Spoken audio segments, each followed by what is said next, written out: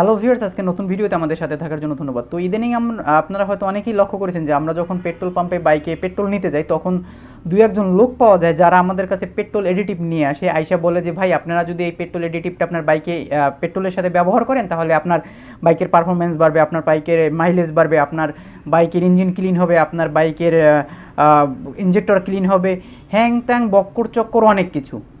তো আসলে আমাদের মনে একটা প্রশ্ন জাগে যে আসলে এই এডিটিভ জিনিসটা কি, এটা আসলে আমাদের ব্যবহার করা উচিত কি উচিত না, উচিত হলো কখন ব্যবহার করা উচিত, কোন বাইকে কখন ব্যবহার করা উচিত।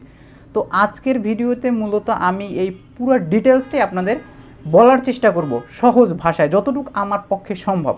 তো ভিডিওটি শুরু করার আগে আপনি যদি আমার চ্যানেলে নতুন হয়ে থাকেন তাহলে অবশ্যই চ্যানেলটি সাবস্ক্রাইব করবেন, পাশে থাকা বেল আইকনটি চাপবেন যাতে আমার কোনো ভিডিও আপনার মিস না হয়ে যায়। তো প্রথমেই আসা যাক পেট্রোল এডিটিভ জিনিসটা কি। পেট্রোল এডিটিভ জিনিসটা হচ্ছে একটা ধরনের কেমিক্যাল যা হচ্ছে পেট্রোলের সাথে মিশে আলাদা আলাদা কাজ করে। মানে ধরেন পেট্রোলের কাজ যেটা, সেটা থেকে সে আলাদা আর একটা কাজ করলো। তো এটা কয় ধরনের হয়, এই প্রশ্নের থেকে প্রথমে আসা যাক ওদের কাছে যদি জিজ্ঞেস করি ভাই এটা কয় ধরনের হয়, ওই ছেলে যে ছেলে বিক্রি করে বা আপনার টেকনিশিয়ান যার কাছে জিজ্ঞেস করেন এডিটিভ সম্বন্ধে, সবাই বলবে ভাই এইটা ইউজ করেন, এটা ইউজ করলে সব কাজ হয়। আসলেই কি সব কাজ হয়? আমি যতদূর জানি সব কাজ হয় না, কারণ হচ্ছে আমি যতদূর দেখেছি মার্কেটে যত পেট্রোল অ্যাডিটিভ আছে আর কি আমাদের দেশে পাওয়া যায় ইদানিং, তার মধ্যে তিনটা ক্যাটাগরি পাওয়া যায়। একটা হচ্ছে ফুয়েল সিস্টেম ক্লিনিং, সেকেন্ডটা হচ্ছে ইনজেক্টর ক্লিনিং, থার্ডটা হচ্ছে অকটেন বুস্টার। এর প্রত্যেকটারই কিন্তু আলাদা কাজ আছে। তো প্রথমে আমরা আসা যাক ফুয়েল সিস্টেম ক্লিনিং। তো কোম্পানি বলে, যারা এই এডিটিভটা বানিয়েছে তারা বলে যে ফুয়েল সিস্টেম ক্লিনিং এডিটিভটা যদি আপনি ব্যবহার করেন তাহলে আপনার বাইকের যে ফুয়েল ট্যাঙ্ক আছে এটার মধ্যে যে ময়লা জমে এটা ক্লিন হয়ে যাবে, ফুয়েলের পাইপে যে ময়লাটা জমে এটা ক্লিন হয়ে যাবে, কার্বোরেটরের মধ্যে যে ময়লা আছে সেটা ক্লিন হয়ে যাবে, এবং অনেক দিন ব্যবহারের পরে যে বাইকের কম্বাস্টন চেম্বারে যে ময়লা হয় সেটা ক্লিন হবে, পিস্টনের ময়লা ক্লিন হবে, তারপর হচ্ছে বাল্বের উপরে যে ময়লা হয় এই ময়লাগুলো ক্লিন হবে। মোটামুটি ওভারঅল অনেক ময়লা ক্লিন হয়ে যাবে। আর সেকেন্ড আসা যাক ইনজেক্টর ক্লিনিং এডিটিভ।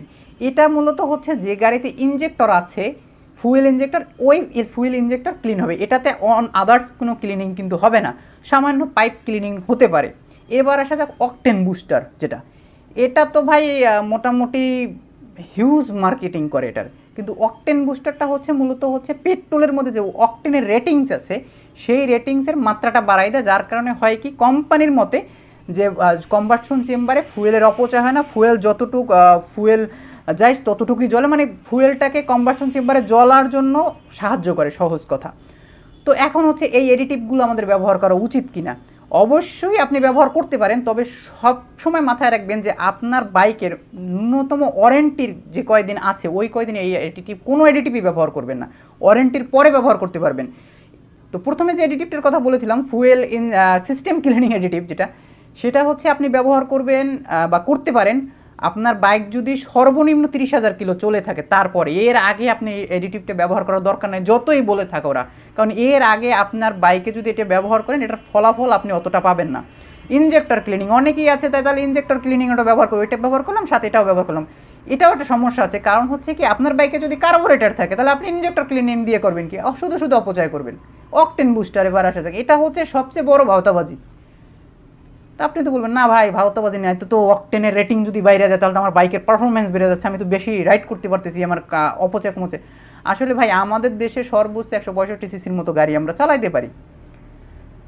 এই গাড়িতেই এই অকটেন বুস্টার যে এডিটিভ আছে এটার কোনো ধরনেরই বলা যায় যে সর্বোচ্চ 1% পাইতে পারেন আপনি আর কি এটার পারফরমেন্স। এটা মূলত বা 300 সিসির উপরের যে বাইক কার আছে তার জন্য বেস্ট একটা জিনিস। তো আপনারা আমার যেহেতু 300 সিসির বাইক আমরা ব্যবহার করি না, সেহেতু আমাদের এটার দরকার নেই। তো আপনি চাইলে যদি আপনার বাইক ইনজেক্টর ক্লিনিং হয়, ইনজেক্টর থাকে তাহলে ইনজেক্টর ক্লিনিং ব্যবহার করতে পারেন। আপনার বাইক যদি হয় নর্মাল কার্বোরেটর তাহলে আপনি কার্বোরেটরটা ব্যবহার করতে পারেন, মানে হচ্ছে ফুয়েল সিস্টেম ক্লিনিং। আর ফুয়েল সিস্টেম ক্লিনিং আপনি দুটাতেই মোটামুটি ব্যবহার করতে পারেন, ইনজেক্টরে ব্যবহার করতে পারেন, এটা কারণ দুইটাতেই এটা মোটামুটি পারফর্ম করবে, তবে ইনজেক্টরের জন্য আলাদাভাবে ইনজেক্টর ক্লিনিং ব্যবহার করবেন। তো এই ছিল আজকের ভিডিও।